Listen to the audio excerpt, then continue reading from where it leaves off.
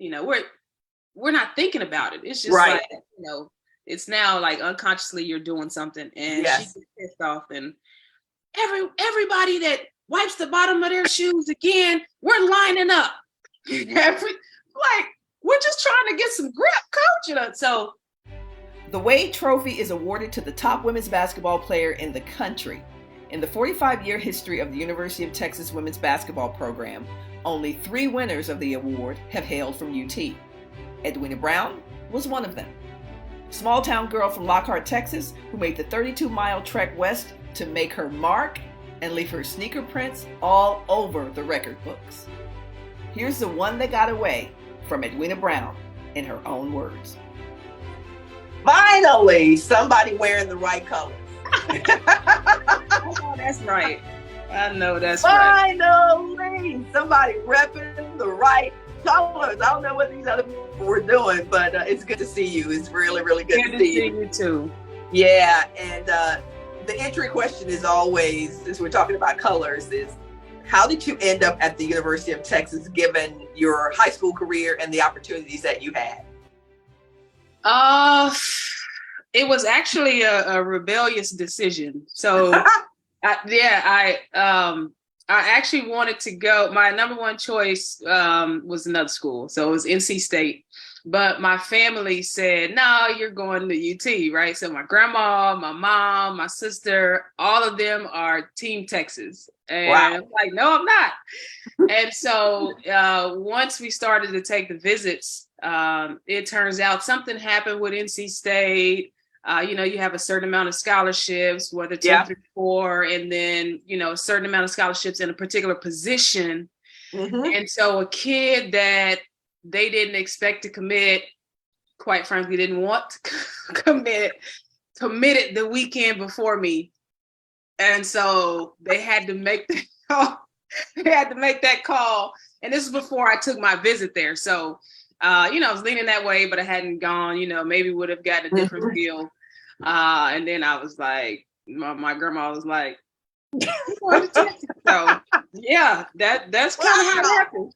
That is a great story. I never knew that. Like, I've heard of those things happening places, but I did not know that was your story. And I just assumed because you were from, around Austin, the area, right? It was all about being close to home and all that good stuff. But I did know that your family was Team Texas. For some reason, I knew that, but I didn't know that you were going to hang out with Coach K. Yao, who was amazing, by the way, and their team. Yeah, for sure. So good. So you got to Texas, and unique situation, obviously, because not a lot of point guards start at Texas when they come to Texas. Not a lot of them get a whole lot of playing time. It takes a special person to play in Jody's system and to be given that opportunity. What was it like your freshman year on the 40 acres? Freshman year was, you go from this big fish. So we thought right in high school, you couldn't tell us anything. Yep. And then you get to a school like University of Texas, which the campus is like a city, and you're lost.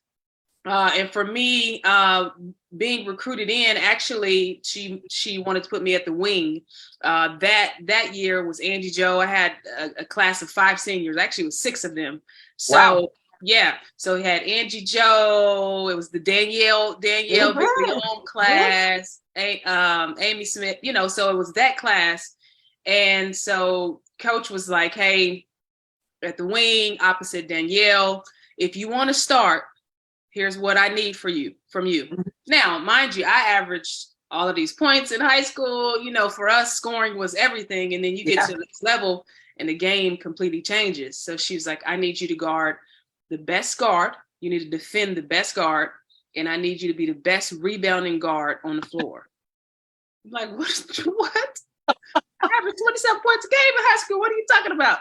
So that was my assignment. She said, if you want to start here and play a significant amount of minutes, these are the 2 things I need you to do and focus on. And so that's what I did. Wow. So because we come out of high school, as you said, like 30, easily, we drop in 30 pieces every other night, if not every night. And those 2 things are hard. First of all, those 2 things are not easy. To rebound from the guard position, and then to guard the best player, the best guard on the other end. So you really wanted to play then? No, I wanted to start. Like, we were infatuated with that. Like, I don't know what it's Yeah. about starting. Now you're understanding, as you get older, you get wiser, Yes. and then you become a coach, the game changes. But at that age, starting that meant you were everything. Yeah. That was the number one question from a fan, a family member, or at a picnic. Do you start? So you to be able to answer yes to that. No, I mean, literally 100%, because my dad, who didn't even play, came to see me. It was like, you ain't starting. I'm like, I don't know nothing about starting. Like, what are you talking about? Just play this game. Don't even, but then halfway through the season, I was starting, and everybody said, oh my God, you started as a freshman. I'm just like, then you learn, as you said, like, you know what? You want to win. You want to contribute. Exactly. Yeah, exactly. Absolutely. So that happened, and then the seniors left, because I think some of the folks who were there when I was a senior, after our 6 seniors left, they said, man, the world just kind of opened up, because y'all were so good, and then we didn't get a whole lot of play and those kinds of things. What was it like when it was the opportunity was there for you to have a bigger role? Even though I was still an underclassman, freshman going to sophomore, still underclassman, there was more of the pie that I could grab, right? It was there were more opportunities. Freshman year, it was like, hey, do 1 and 2. This is all I need you to do, and you'll play. And now there are more pieces to the puzzle to grab, even though I was an underclassman. So it kind of was like fair game. Like, hey, the world is open now. The world is yours. Grab whatever you want and whatever you can. Get in where you fit in. Start over. So it was a reset when those seniors left. And, sophomore year, I didn't really have the, hey, do A and B or 1 and 2. It's like, show up. Whoever shows up in practice, whoever shows me, coach, like, if you show me in practice, those are the 5 that are going to start. So, yeah. Yeah, for sure.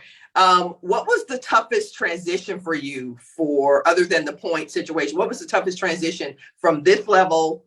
Because nobody can tell us. They can say that all they want. It's going to be different. You're going to have, but literally, what was the toughest transition from the level at high school to Division I at the University of Texas for you?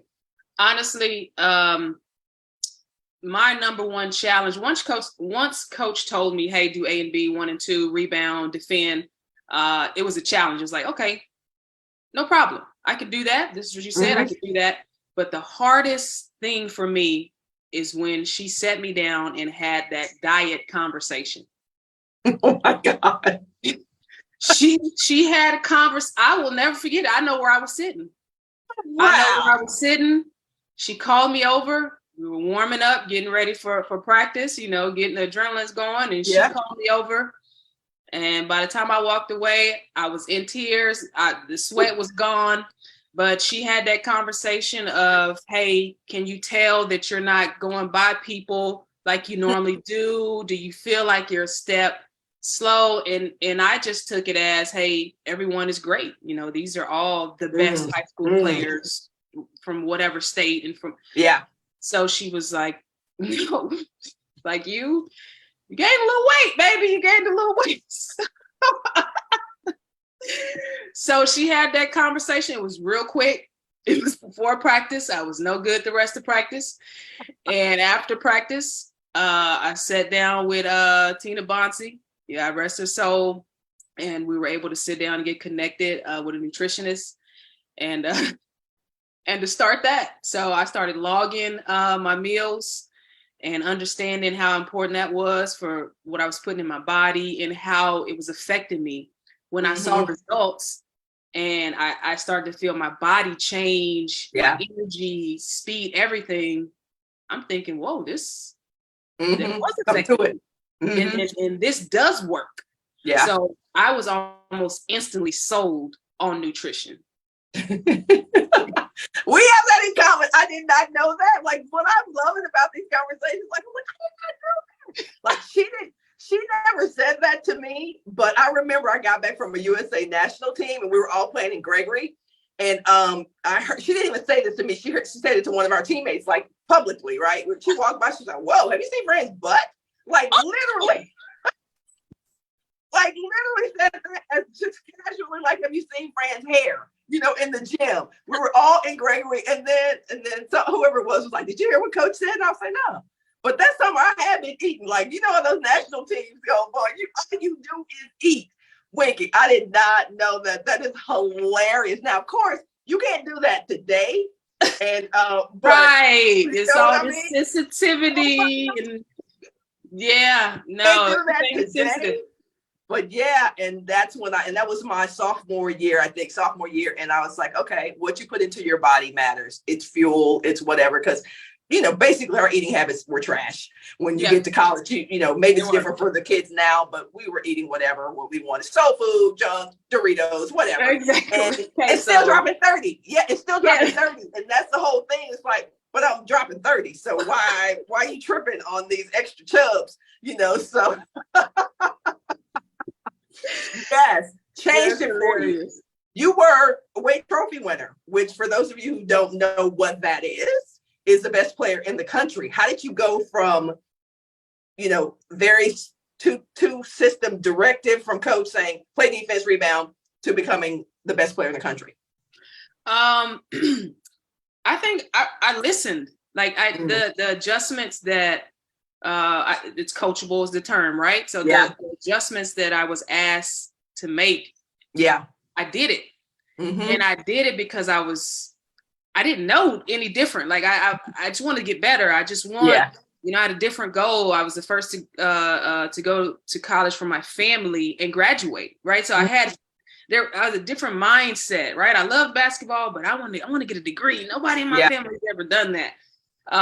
So I had that in mind. And then whatever coach said, I mean, for us, she's kind of like right up under God. Here's the Lord, and then this is Coach Conrad. And so it was, you better figure it out. And coach knows everything. You could be on the other side of campus and doing something, and she's calling you, "Hey, I see you sitting over." So whatever she said, we did it. Yeah.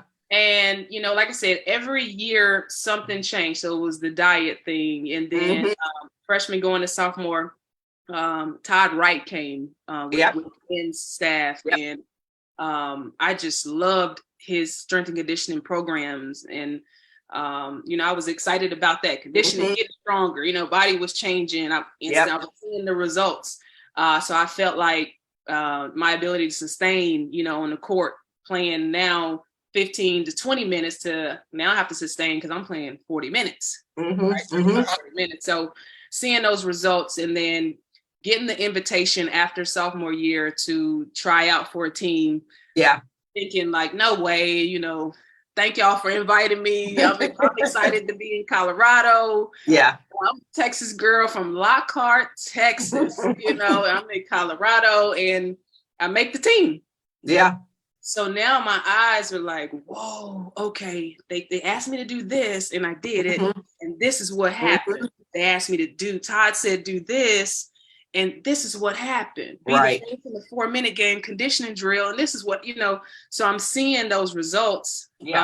Every year I progressed. I mean, I went from rebound defend, which was 4 or 5 points a game, to 13 points a game, to 6, every year. What I really wanted added every year. And then before I knew it, I turned around. It's like, oh, you're in this, this list to be player of the year. And you're on this list. Yeah.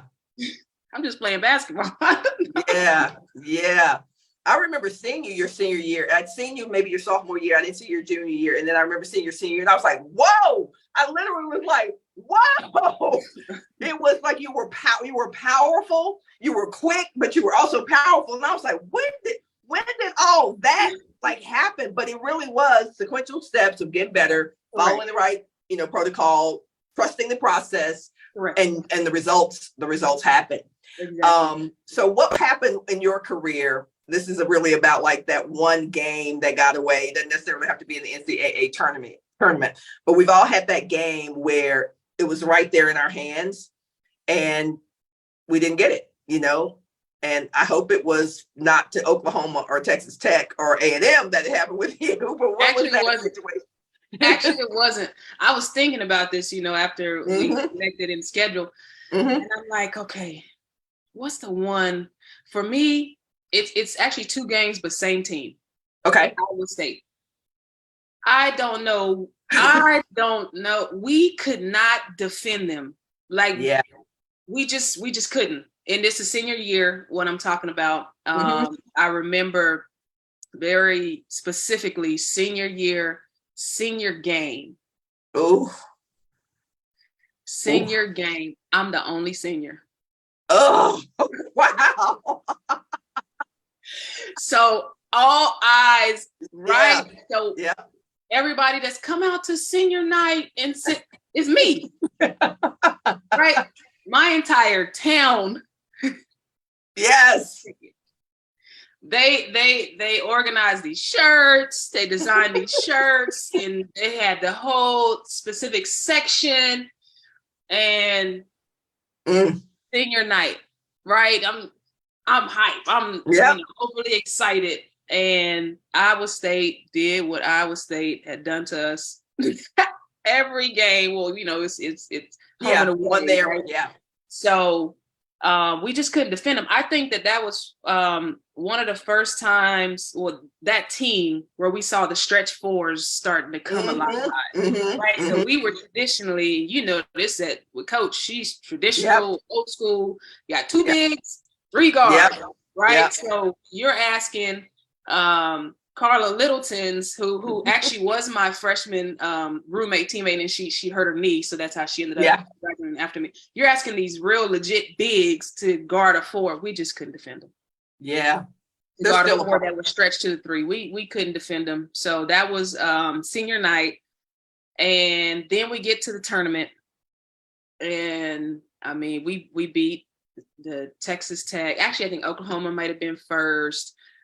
Texas Tech. So we win 3 games to get to championship. Iowa State. Couldn't guard them. You can't defend it. I mean, I do not know what it is. I mean, it's just so much hype, right? Senior year, you can imagine on every watch list, player of the year list, and these different honors. Go here, take these pictures. It's a lot of off the court that's going on. You get to the tournament. You win the first game, each game, just like now, NCAA tournament, each game you win, it's more and more hype, more and more hoopla. And so we win 3 games, get to the championship, meet Iowa State. Didn't do it. Can't guard them. They're still a problem. They're still a problem for folks, for sure. What was that? Everybody's got that one thing that their coach said to them at some point in their career that either you wanted to strangle this person or you wanted to laugh so hard, but it was not funny. It was funny, but it wasn't. You can't laugh. What was it that Jody said that you always thought was kind of funny? Oh my goodness, good question. Other than her, there are so many coachisms, like the Jodyisms. Like she has just a way of being. She has a certain tone, a certain tone of her voice, and I don't know that I'm gonna be able to specifically pick one out. There was one, she would say it often, but it's she gets upset and the smallest things bother her. So do you remember we used to hoop and we used to wipe the bottom of our shoes like we're doing something and then check up our feet? And so one day we're having a terrible practice and we're doing that. We're not thinking about it. It's just like, it's now like unconsciously you're doing something, and she gets pissed off, and everybody that wipes the bottom of their shoes again, we're lining up. Like, we're just trying to get some grip, coach. So from then on, and you don't even know you're doing it, we're sprinting. And as soon as you do it, you're like, oh, and here goes Kathy. Oh, Wink did it. And I'm like, you gotta be kidding me. We're on the line. Every time that, and then at that point we had sleeves.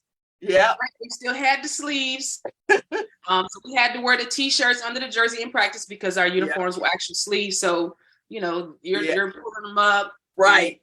If that got on her nerves, you're on the line. Like, I was just kidding. Get on the line. I'm like, oh. For no reason, like we didn't miss a box out. We didn't, help side. We didn't, none of that. She's talking about wiping your shoes and pulling up your t-shirt. Okay, coach.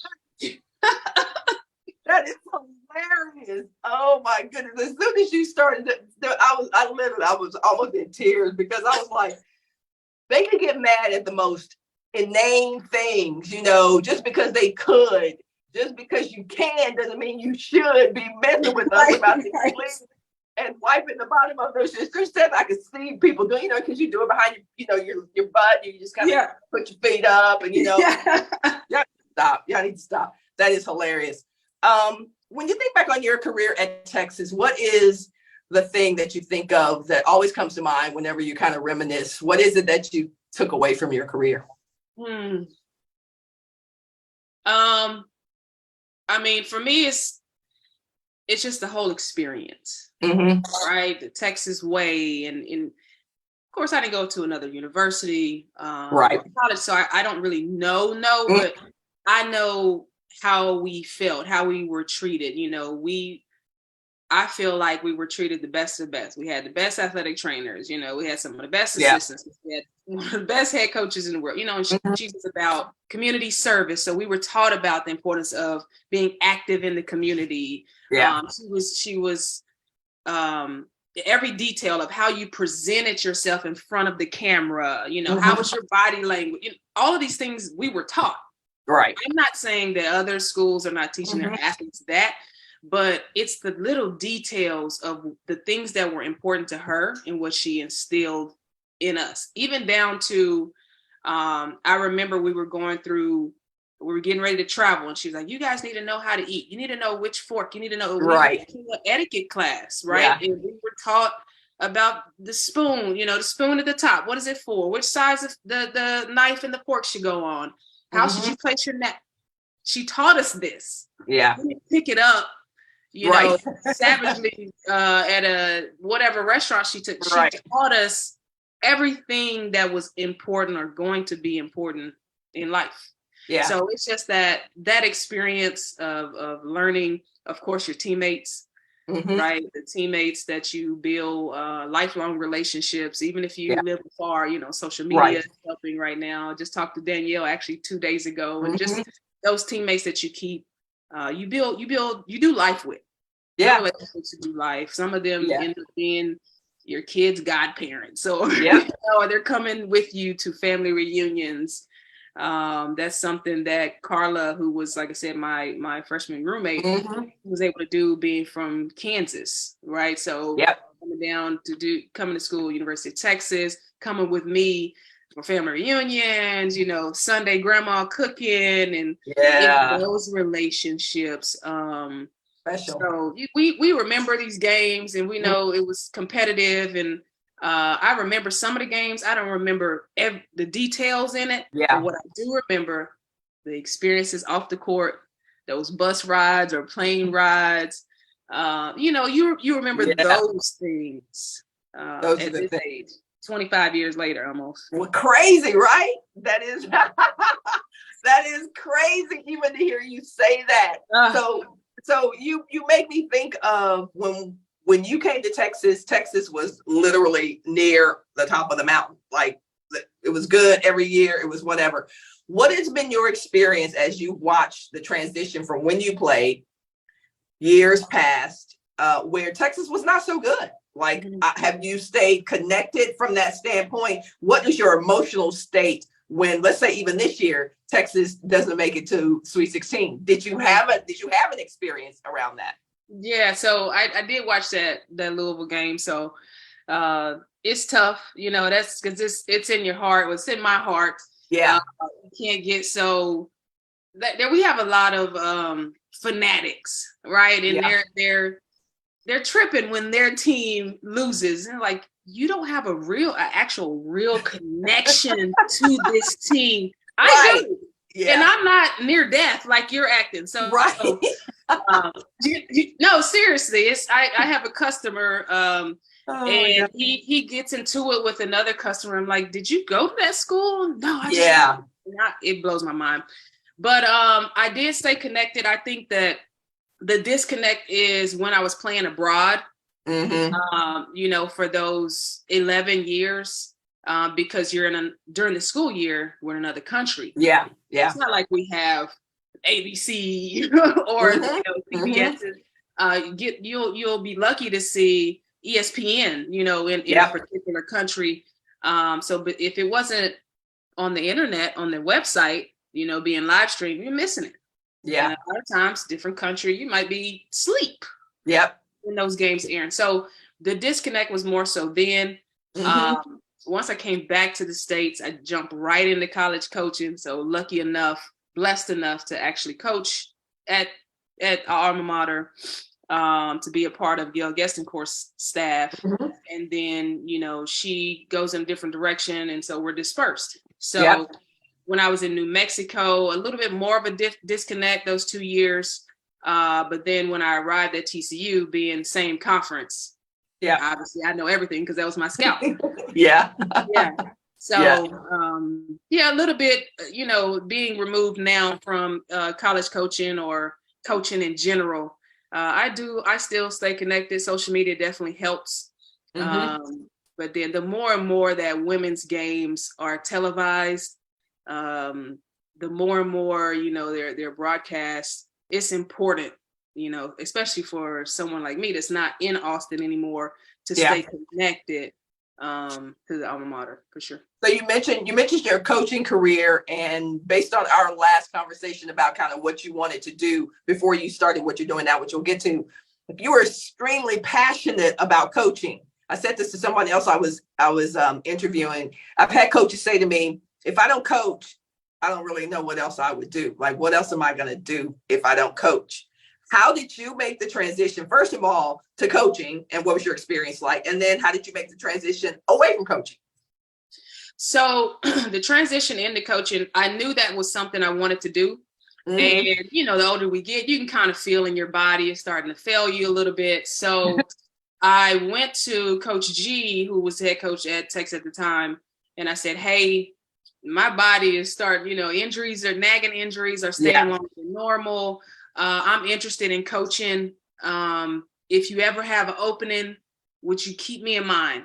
Just think about how I could be part. I would love to be a part of your program. At the same time, when I was abroad towards the end of the year, I would start emailing different coaches. And just saying, hey, I'm Edwina Brown. I played at the University of Texas. Just giving that real brief email resume, basically. Hey, I have an interest in coaching, so just keep me in mind. Something opens up. So I come home December of 2010 with an injury. I knew I wouldn't go back. I was like, this is it for me. I lost my grandmother that summer before, and I started losing some of the love for playing the game. So in January, Coach G comes to me and she says, hey, I got something working. I'm thinking about something. I just want you around. Around is basically a voluntary thing. So I was volunteering, and I kind of went in through the direction of strength and conditioning. So I started to kind of follow Logan, who was the strength coach for the women, under Todd. So I would just live in the weight room, follow Logan around, do whatever he needed, learn, soak it up. So that was kind of my avenue in. And then at the end of that year, which was the 2010-2011 school year, at the end of that year, they asked me to be the full-time strength coach for that summer. And that's what Coach G wanted me to do. And she's like, Logan's just kind of gonna, kind of undergird you, and assist you. And I'm like, okay, I don't know what's going on. So by September of that same year, 2011, she's like, hey, I got to shake some things up on my staff. And so that's how I became one of her assistants. Got it. So that's what happened with the coaching. And then we know the next year she temporarily retires. Whatever you want to call it. So when she steps away, the head coach steps away, then everyone is pretty much fired. And so I land at New Mexico. So that was kind of the way that, and then from then I'm like, oh yeah, I want to coach. I have to figure out, what next. I don't know what to do. Ron Huey was actually someone that helped me to transition to the next school, interview questions and what to be prepared for. What are they looking for? Landed at New Mexico and then TCU and then SMU. And one of the reasons I transitioned out, it just kind of happened, right? I just think that a lot of this stuff is God having his hand. He's really moving me where who wants me to go, because I would have never chosen to be in the cigar industry ever. I'm like, what are you talking about? Like, this is not me. No, come on. So what happened was in 2017, when I stepped away, it was supposed to be temporary. I said, you know what? I want to take a year to vacation, to do what I want to do. I've been playing all of my life. I jumped straight into college coaching, not just coaching, like college coaching. It's a different level. Yeah. You really don't have much of a personal life. You know, luckily I was right at home so I could see my family, but you're on the road a ton.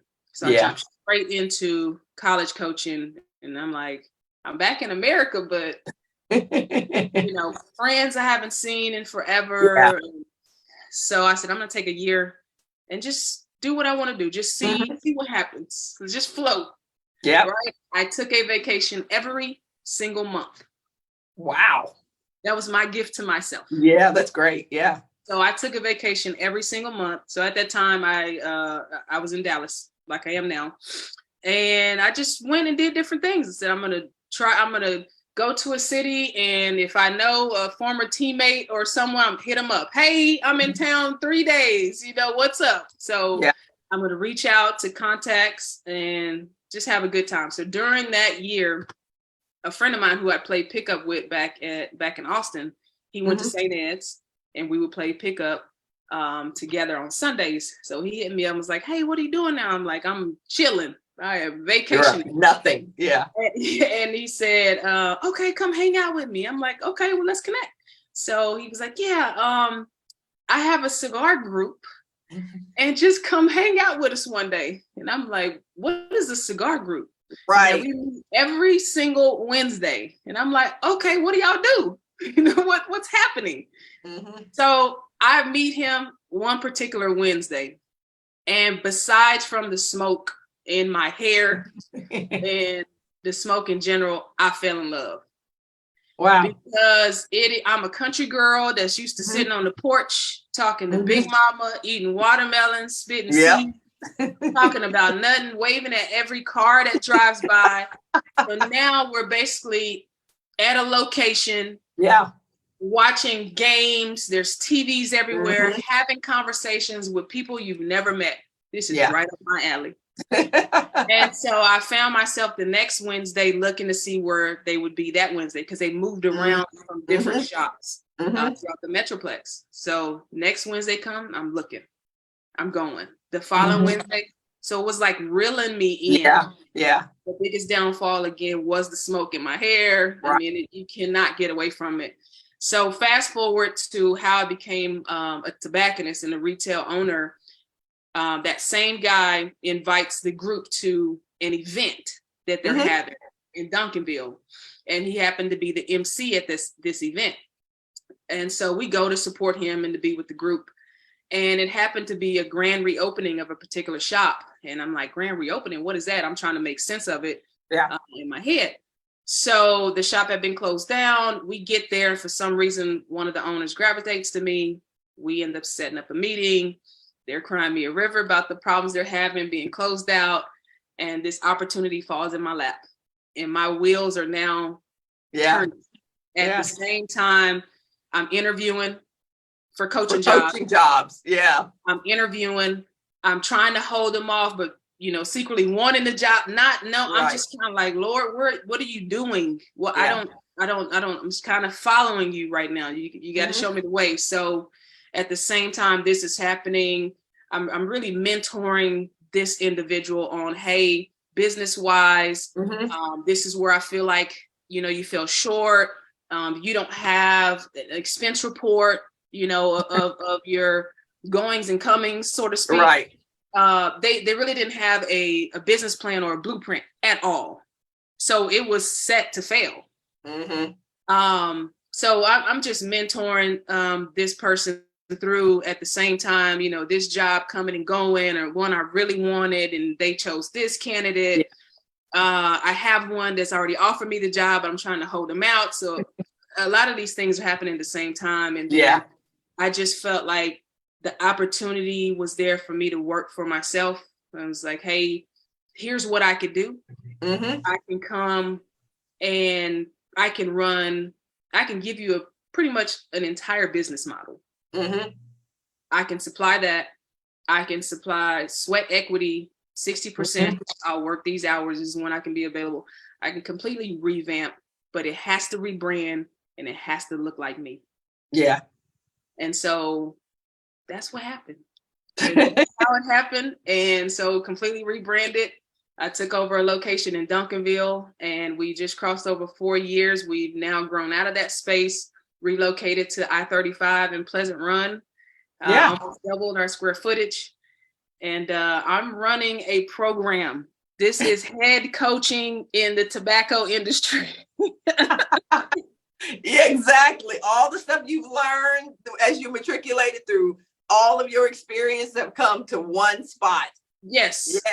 Yeah. And prepared you for this moment. Yes. Nothing was lost. No experience is ever lost. Yeah. Right? No experience is ever lost. And these are the same skills, just in a different column. Yep. Everything. Teammates, systems, like all of it. Everything. All of it.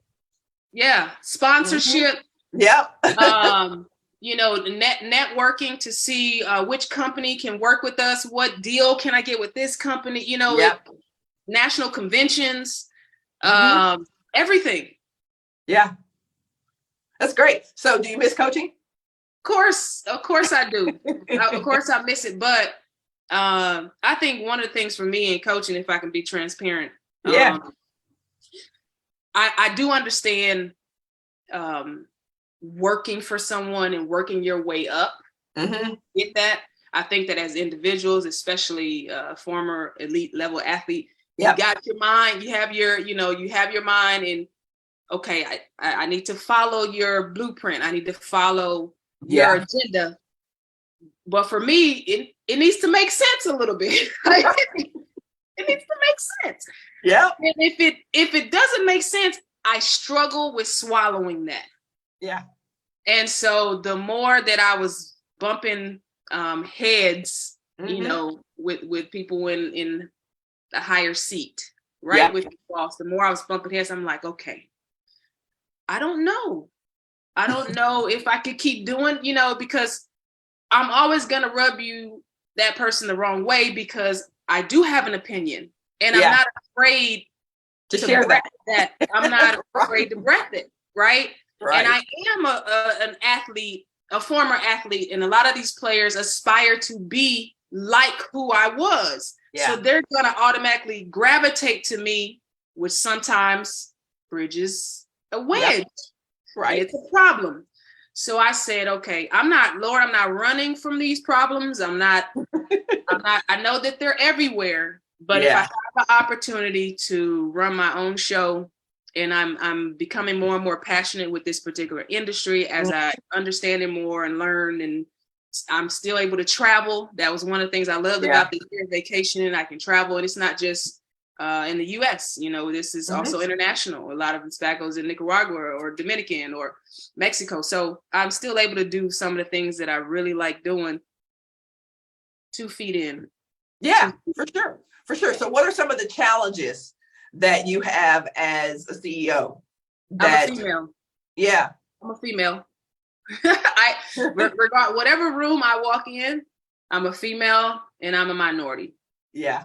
And in this industry, those 2 things are a minority, right? There's as far as female tobacconists or cigar connoisseurs, that's growing now in the last 10 to 15 years. Yeah. Actually, female is the only growing demographic. African Americans and females, the only growing demographic in this lane. So the respect, we're earning the respect more and more, because you're seeing more and more of us, but I'm still a female, and it's still like, what do you know? I still have to work twice as hard, 3 times as hard as my counterpart. Yeah. Even my male minority counterpart, I have to work twice as hard. I'm a female. That's the hardest one. Those taxes, you got to pay those taxes. You got the female tax, you got the black tax, you got the black female tax, you got the black, smart, powerful woman. I mean, the taxes just keep going. Trust me, you're right. It's like, how am I gonna keep? I gotta pay all the tax. Yes. Oh, taxes. Are Yeah. 100%. And I hear, woo, you own it. I'm supposed to be. Or, right. man, you really know your stuff. Or, this is the one I get one of the most. People walk in. Is the owner here? Yeah. I say, yeah, they're here. Okay, I was going to ask him about a particular cigar in there. Yeah. Okay, and then I have fun with it. Walk out and come back in. Hey, heard you ask for me. Like, come on, people. Yeah. Got to, like, in real estate and sports facilities all the time. It's like, hey, when's the meeting start? When is the owner gonna? I'm like, we good? Like, we good? I'm here. Like, exactly. Seriously. And it's crazy because this is 2023, and they still, and the good old boys still in effect. All of that still in place. It is. And I love the way you handle that. Like sometimes you handle it some way, but like, right. I ain't gonna be mad all the time, but sometimes I'm gonna say, look. Sometimes I'm gonna be like my mom and be like, look. But most of the time I'm just like, hey guys, this is it. You're looking at, whatever. But I'm so excited for you because I remember when you were starting this. Yes. I remember that. I remember our conversations and texts or whatever, but like when you were starting this, I was like, this is gonna be so much fun. So much fun. And then I see some of your posts about some of the things you're going through, but I completely identify with the coaching thing, which is one of the reasons I did not get into coaching. Like, that's all I got to say about that. It's because you couldn't make some stuff make sense. Like, this doesn't make sense. Why are we doing this? This doesn't make sense. Like, just because she likes person X more than she likes you, just because she's listening, wants to be in the gym, like, you're still the head coach. Like, doesn't that mean something to you? Like, you're still you got the fattest check. You sit in the first chair. Yes. So yeah, that's why people ask me all the time, why don't you coach? We really need. I go, nah, all the good ones are leaving coaching. Like, sorry, y'all. Like, a lot of good people leave the profession because a lot of stuff just doesn't make sense. Mm-hmm. It just doesn't make sense. So I'm happy to hear that you're thriving and excited about what you're doing. Don't you have a couple of locations? No, so I actually just have one. Okay. We moved the original Lone Smoke, so it might seem like two. It's just because we upgraded and went to a different facility. But that's in the plans. It's in the works. So keep your eyes out. I did have a couple people to reach out, even about franchising. Yeah, so that means we're doing something. But we're still 4 years young. We'll approach 5 years later this year in November. So still learning. There's much to learn. Success in sports at the level that you achieve is also a lot about problem solving. So how did you solve the problem of the smoke in your hair? I lost that battle. There's people. I like how different people are finding their niche, right? They like being in this in the community. So there was someone that said, okay, you take this and you put it in your bonnet and do listen. You cannot get around it. It is what it is. I need to get enough money to where I can get my hair done at the appropriate amount, 4 or 5 days. But other than that, unfortunately, that is a battle. It's so distinct. The smell of cigars is very distinct. Mm-hmm. It's going to sit in your clothes. You can go in for 30 minutes in the shop and come out. It's going to sit in your clothes with all these different sprays. It's supposed to take it out and all that, but cigar smoke is just different. It's just there. It's unique in that way. Last question. What will your legacy be? Oof. As a human, mm-hmm. Okay, as a whole, as a person. Yeah. I would want my legacy to be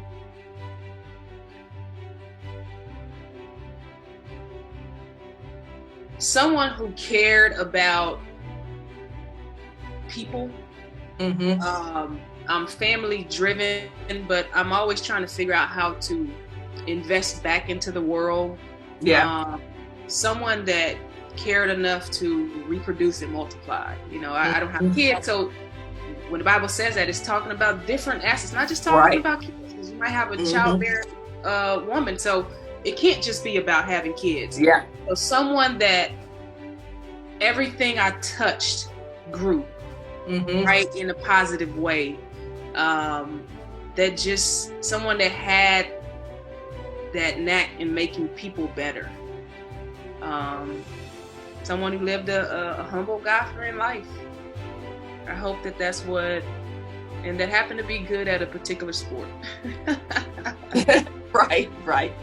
Yeah, I feel you on that. It's when spaces are better because you were there. That's what I hear. Like, whatever I touched got better. You know, the people got better, the circumstances got better, for not just for people like me, but for everybody. Everything just got better. They didn't always like the process of it getting better. But they cannot deny that it got better. And that's how I see you. Like, you go challenge the status quo. Yeah. But it's for the good. It's for us to get better. It's not for anything other than for us to be and to get better. And that's admirable. So super excited for you. Congratulations. Thank you so much.